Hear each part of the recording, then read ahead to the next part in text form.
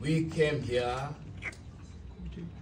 to Accra, Ghana, to share our message. The message of hope.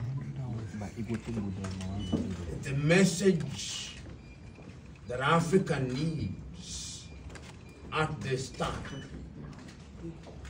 And there is no better place in the continent of Africa to begin that message than Accra, Ghana. It is in this Accra, Ghana that the Osagie for Kwame Nkrumah, almost 67 years ago, spoke to the world and told the world that the independence of Ghana meant nothing if the continent of Africa was not free. 67 years later, we were congregating here in Accra, in the very same place where the founding fathers and mothers of Ghana congregated to share the message of hope. Invited as we were by the New Africa Foundation, with one single instruction that we have lamented for too long, agonized for too long, and the time is now to organize. That is the innocent message that we came here to deliver.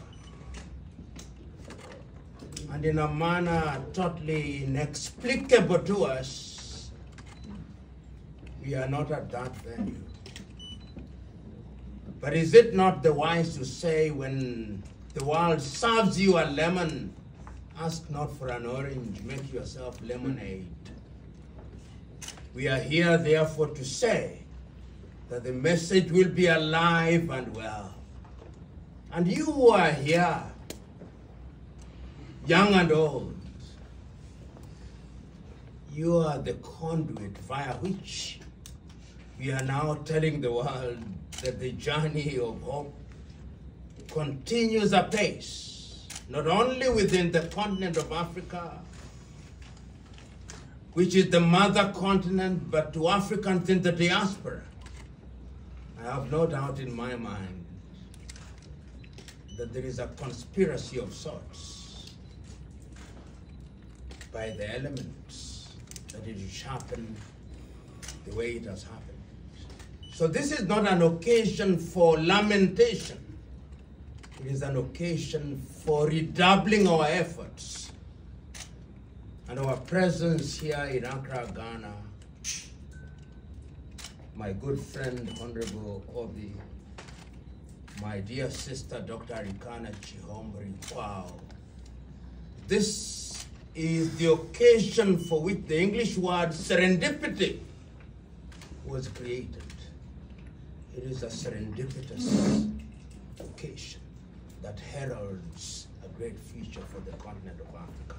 So that looking forward, a meeting such as this will happen not only here in Accra, Ghana, but I look forward to a meeting such as this taking place in Ouagadougou, in Burkina, taking place in Dakar, in Senegal, in Nairobi, in Kenya, in Johannesburg, in South Africa, Addis Ababa, Ethiopia, because this is about the continent of Africa. And we say this at a time when we know that Africa has promised to herself that we are going to make more intimate our interaction. This is why the Africa Continental Free Trade Area is headquartered here in Accra, Ghana. This Accra, Ghana is where all Africans of goodwill pay homage. Because out of this Accra, Ghana, there was a great son, the Osagie for Kwame Nkrumah. Shall be well with Accra, Ghana. Thank you. Thank you.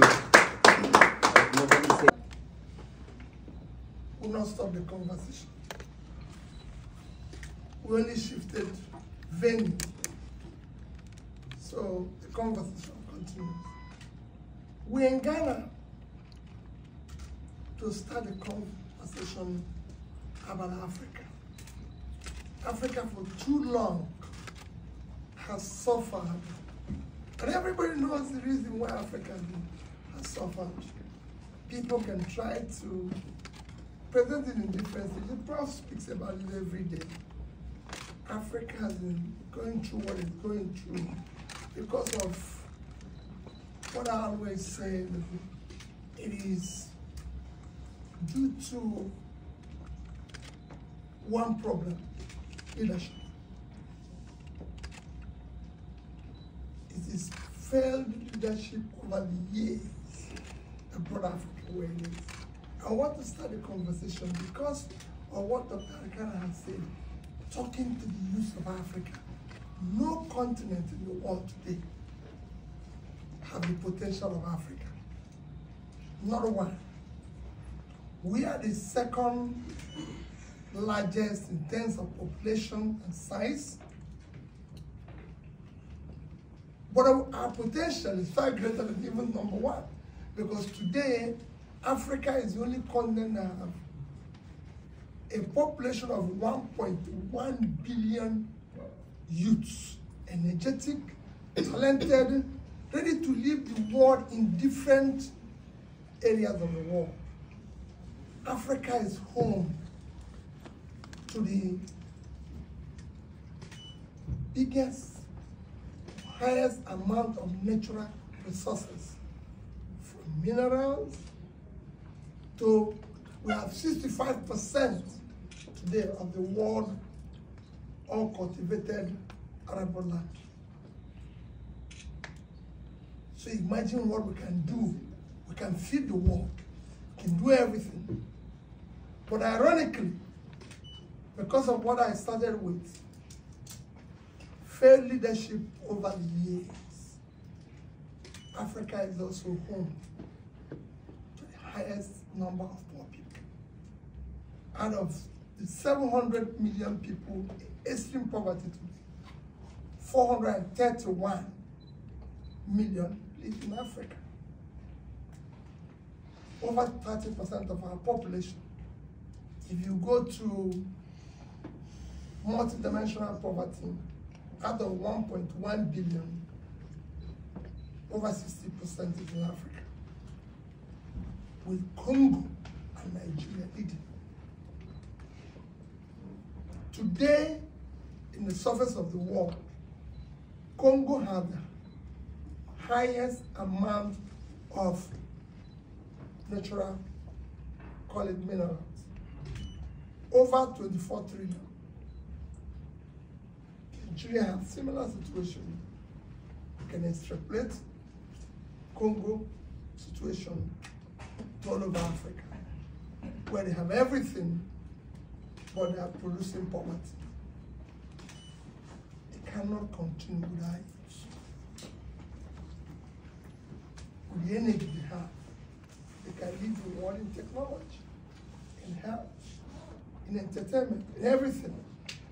All they want is leadership, purposeful leadership. Africa has what is, look at its wealth, resources, shamelessly stolen, put in private pockets. Cannot continue. So we're just here to continue conversation, not about any country, anything, but talking to the youth of Africa to know that they can change the world. They can change the way things are in Africa. Africa should not be a continent where people come to beg or plead for aid. We should be contributing to aid of other people with the resources we have. And that's what Africa should be. Their own Africa should be. That's all the conversation is all about. It's about the future of Africa. Thank you. Thank you. Failure of leadership. It is failure of African leaders rising up to their responsibility that is keeping Africa where Africa is today. A continent of immense hope and resources. The only way to resuscitate and keep that hope is by having competent leadership. A leadership that means well. That is the only way to make a difference. As long as we continue hiring wrongly, as long as we continue having incompetent people who don't have capacity, we will remain where we are. To change that hope for the youth is to know that it requires sacrifice and everything. We talked about education. Yes, I agree with my dear sister that on issue of a colonized, educated, whatever it is. But what are the leadership today doing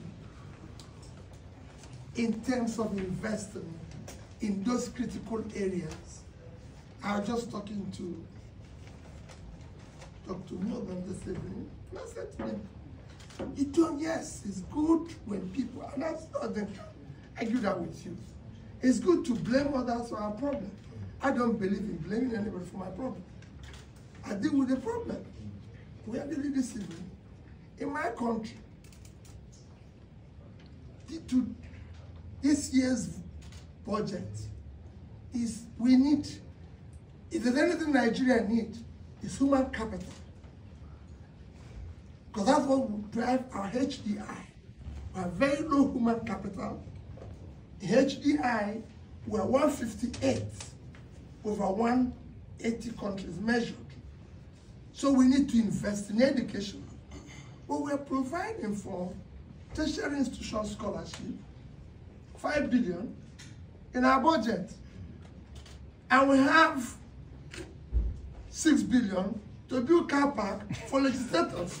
Is that because of colonialism? So let's talk about that on this.